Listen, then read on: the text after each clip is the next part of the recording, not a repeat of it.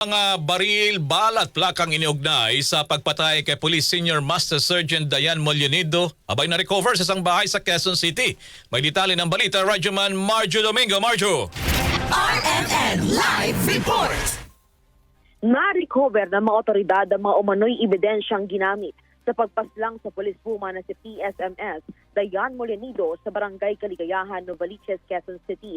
Sa ulat ng pulisya, na-recover ang mga nasabing ebidensya pasado 7:15 ng gabi kahapon. Ang mga nakuhang ebidensya, isang unit ng hindi pa natutukoy na brand ng caliber .45, 3 magazine, isang pocket gun at 55 rounds ng caliber .45 ammunition.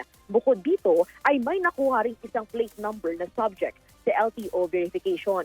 Ayon sa ulat, pumunta ang mga investigador sa bahay ng nanay ng isa sa mga suspect, ang dismissed na pulis na si Christian Panganiban. Kasunod ito ng impormasyon ibinigay ng kapatid nito na nasabing suspect sa pagkakadiskubre sa mga nasabing ebidensya na hinihinalang ginamit sa pagpaslang sa nasawing policewoman.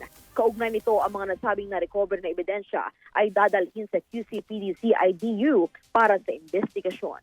Kasama mo sa DZXL RMN Manila, Radyoman Margie Domingo, Tatak RMN.